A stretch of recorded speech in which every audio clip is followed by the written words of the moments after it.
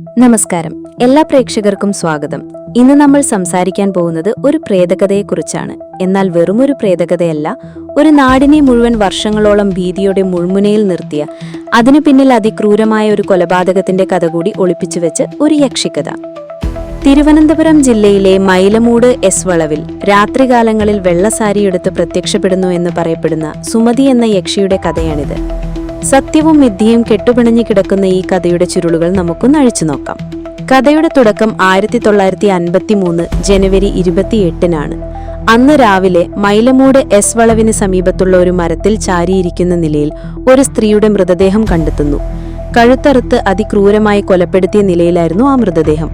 Police നടത്തിയ അന്വേഷണത്തിൽ അത് കല്ലറക്കരിയേറ്റുള്ള ഒരു വലിയ വീട്ടിലെ ജോലിക്കാരിയായിരുന്ന സുമതിയാണെന്ന് തിരിച്ചറിഞ്ഞു. തുടർന്നുള്ള അന്വേഷണമാണ് ആ കൊലപാതകത്തിനു പിന്നിലെ ഞെട്ടിക്കുന്ന സത്യങ്ങൾ പുറത്തു കൊണ്ടുവന്നത്. സുമതി ഗർഭിണിയായിരുന്നു. ആ കുഞ്ഞിന്റെ ഉത്തരവാദി അവൾ ജോലി ചെയ്തിരുന്ന വീട്ടിലെ മകനായ രത്നാകരനായിരുന്നു. ഈ വിവരം പുറത്തറിഞ്ഞാൽ ഉണ്ടാവുന്ന അപമാനം ഭയന്ന് രത്നാകരൻ തന്റെ സുഹൃത്തായ രവീന്ദ്രന്റെ സഹായത്തോടെ സുമതിയെ ഇല്ലാതാക്കാൻ തീരുമാനിച്ചു.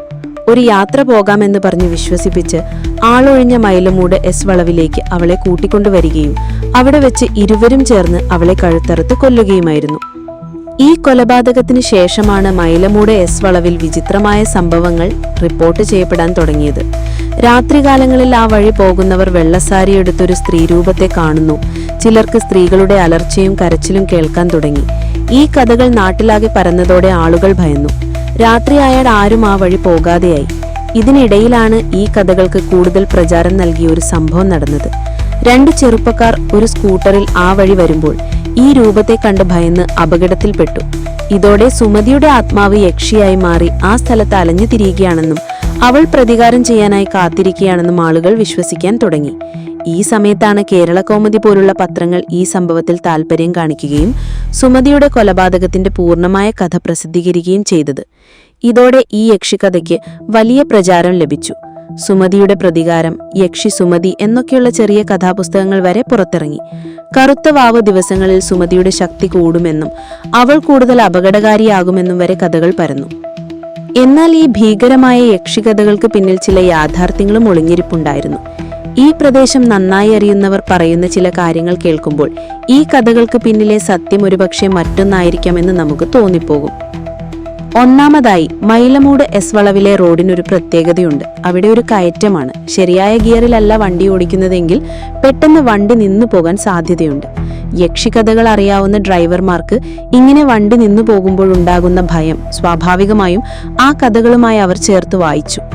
രണ്ടാമത്തെയും ഏറ്റവും പ്രധാനപ്പെട്ടതുമായൊരു കാര്യം, ഈ യക്ഷിവേഷം കെട്ടിയ ആളുകളെ ഭയപ്പെടുത്തി മോഷണം നടത്തിയിരുന്ന ഒരു കള്ളനെ പോലീസ് പിടികൂടിയിരുന്നു എന്നതാണ്. വെള്ളവസ്ത്രം ധരിച്ച ആളുകളെ പേടിപ്പിച്ച് മോഷണം നടത്തുന്നതിനിടയിൽ അയാളുടെ കയ്യിൽ നിന്നൊരു ലാബ് ടെസ്റ്റ് റിപ്പോർട്ട് താഴെ വീണുപോയി. ഇതാണ് അയാളെ പിടികൂടാൻ പോലീസിനെ സഹായിച്ചത്. ചോദ്യം ചെയ്യലിൽ അതൊരു പുരുഷനായ കള്ളനാണെന്നും യക്ഷിയല്ലെന്നും തെളിഞ്ഞു. കൂടാതെ അക്കാലത്ത് ആ പ്രദേശത്ത് വഴിവിളക്കുകൾ കുറവായതും ചുറ്റും വനമായതും ഒരു ഭയാനകമായ അന്തരീക്ഷം സൃഷ്ടിക്കാൻ കാരണമായി. ഈ ഭാരത്തെ ചിലർ മുതലെടുക്കുകയും യക്ഷിയുടെ പേര് പറഞ്ഞ് തങ്ങളുടെ നിയമവിരുദ്ധമായ പ്രവർത്തനങ്ങൾക്കുള്ള ഒരു മറയായി ഉപയോഗിക്കുകയും ചെയ്തിരിക്കാം. അപ്പോൾ സുമതി എന്ന ഒരു പാവം പെൺകുട്ടിയെ അതിക്രൂരമായി കൊലപ്പെടുത്തിയെന്നത് ഒരു സത്യമാണ്. എന്നാൽ അവളുടെ ആത്മാവ് യക്ഷിയായി മാറി അവിടെ അലഞ്ഞു തിരിയുന്നുണ്ടോ, അതോ ആളുകളുടെ ഭയവും ചിലരുടെ സ്വാർത്ഥ താല്പര്യങ്ങളും സാഹചര്യങ്ങളും ചേർന്ന് സൃഷ്ടിച്ച ഒരു മിഥ്യയാണോ ഈ യക്ഷിക്കഥ എന്നതിന്നും ഒരു ചോദ്യമായി അവശേഷിക്കുന്നു. ഒരുപക്ഷെ സത്യം ഇതിന്റെ രണ്ടിന്റെയും ഇടയിൽ എവിടെയോ ആയിരിക്കാം.